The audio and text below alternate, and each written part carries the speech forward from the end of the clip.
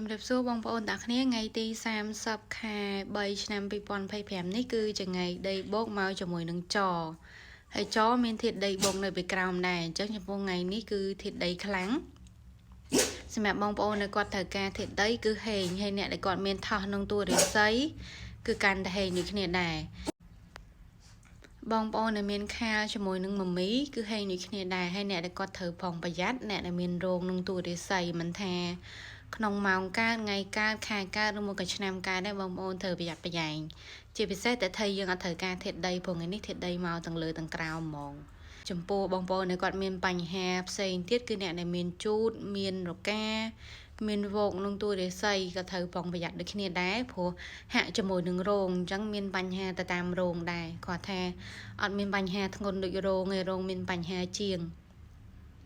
ហើយសម្រាប់ទិសអសរប្រចាំថ្ងៃគឺនៅខាងជើងប្រចាំខែខាងលិចប្រចាំឆ្នាំខាងកើតហើយនៅសល់ចន្លោះល្អគឺខាងត្បូងដែលជាទិសល្អហើយផ្កាយលេខ5នៅទីតាំងកណ្ដាលអញ្ចឹងលេខ9នៅខាងត្បូងបងប្អូនទាំងគ្នាបងប្អូនអាចទាញប្រយោជន៍ពីផ្កាយលេខ9បានហើយទិសខាងត្បូងជាទិសល្អទៀតបងប្អូនអាចទាញប្រើប្រាស់បានហើយព្យាយាមកុំរង្គោះរង្គើជួសជុលដំស្វានទិសអសរជាពិសេសប្រចាំខែជាមួយនឹងប្រចាំឆ្នាំព្រោះដោយសារតែរយៈពេលយូរប្រចាំខែនិងប្រចាំឆ្នាំហើយអ្នកនរគ្នាត្រូវរៀនមើលថាថ្ងៃនេះថ្ងៃចខែថោះអញ្ចឹងចនិងថោះហាក់គ្នាវេលានឹងហាក់គ្នា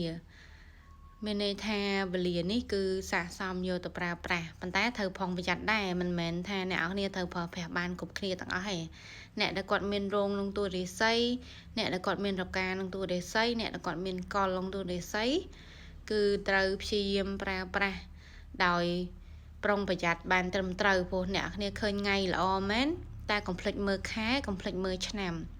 ព្រោះខែនេះគឺខែថោះឆ្នាំនេះគឺឆ្នាំម្សាញ់អញ្ចឹងបងប្អូនមិនមែនមើលតែថ្ងៃតែមួយមុខទេហើយនៅមានម៉ោងទៀតបងប្អូនយកទៅប្រើប្រាស់ធ្វើអីផ្សេងហ្នឹងណាអញ្ចឹង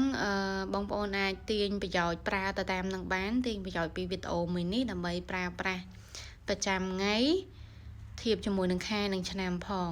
ជាមួយនឹងដួងរាសីបងប្អូនទាំងអស់គ្នា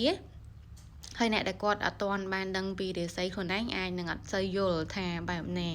ពេលបងប្អូនបានអានរាសីមួយខ្ញុំហើយអ្នកគ្នានឹងដឹងថាអ្នកគ្នាត្រូវការអីឆុងមួយអីគេខ្លះអញ្ចឹងបងប្អូននឹងដឹងប្រើប្រាស់ប្រចាំថ្ងៃប្រចាំខែប្រចាំឆ្នាំ